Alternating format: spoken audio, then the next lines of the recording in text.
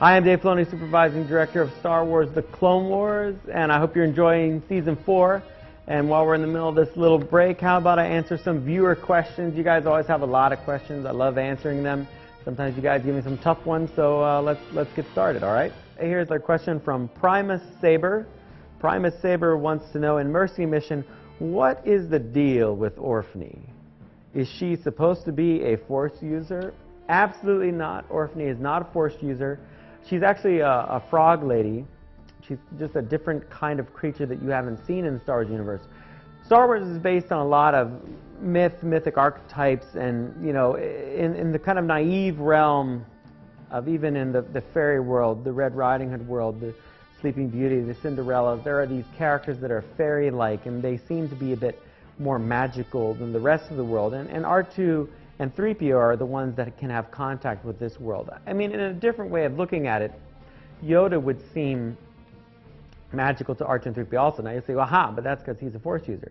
But Orphne is not the same as Yoda. She's probably very in touch with the Force, but she's not as like a Jedi. She's more into the kind of from the realm of the Mother Talzins, the magic users. There's ways to use the Force other than Sith and Jedi, but you're not really a Force wielder. You're just very in tune with nature, and things come naturally. So some of her abilities that you see moving very quickly that Orphne does is just based on her physicality and the type of alien she is, and the way that she can turn seemingly into the little magic fairy ball. That's a little bit more of the kind of magic we see the Night Sisters using, but Orphne's more on the good side of it than the bad side of it. So in a way, it allows for even the world of Willow that George created, and you see some of the magic users there, the brownies and whatnot. It's kind of inclusive in a way with the Star Wars universe to me, in that it's all part of the Lucas universe.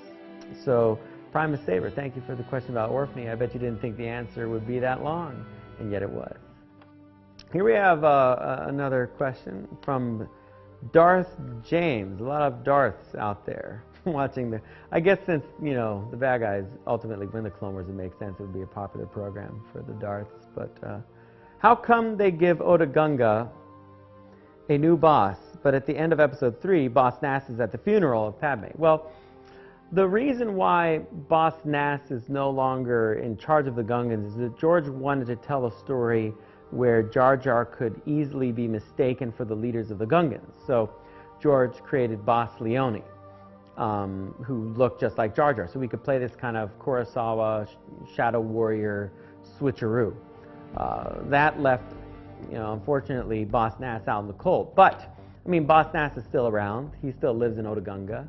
You know, he still goes to all the parties. He plays a little golf, I guess, with Captain Typho. And when his friend, Padme Amidala, passed away, he absolutely went to the funeral. You know, you'll see often, you know, ex-presidents go to big heads of states and banquets and funerals long after they're no longer president. So it's not as if when Boss Leone was no longer, or when Boss Nass was no longer boss, that he could not go to these functions. It's crazy. I mean, it's the polite thing to do. We're just lucky he took the time to go to the funeral. It's a big event. Everyone was there, except obviously Anakin. But, you know, that's just all part of the story. So thank you, Darth James. I hope I'm saying that correctly. Thank you for the question, and I hope you're satisfied with that answer. All right. So finally, my last question in this group at least. Another question from Nelwyn88. Nelwyn88 from Nomad Droids. He wants to know about Nomad Droids. Nelwyn, I laugh. Those of you that don't know, if you've never seen Willow, Nelwyn is a little hobbit-like creature, a little dwarf-like creature in George Lucas's film Willow, directed by Ron Howard. So much appreciation for the Nelwyn call out here. Are the little guys supposed to be a reference to Willow? Shocking that Nelwyn's asking a question about Willow. Your favorite movie? I wouldn't know. Because they tie up the heroes and sound a lot like the brownies from Willow. So he's saying in Nomad Droids, when 3PO get tied up with little people, are those people a reference to the film Willow that I was talking about, George Lucas created?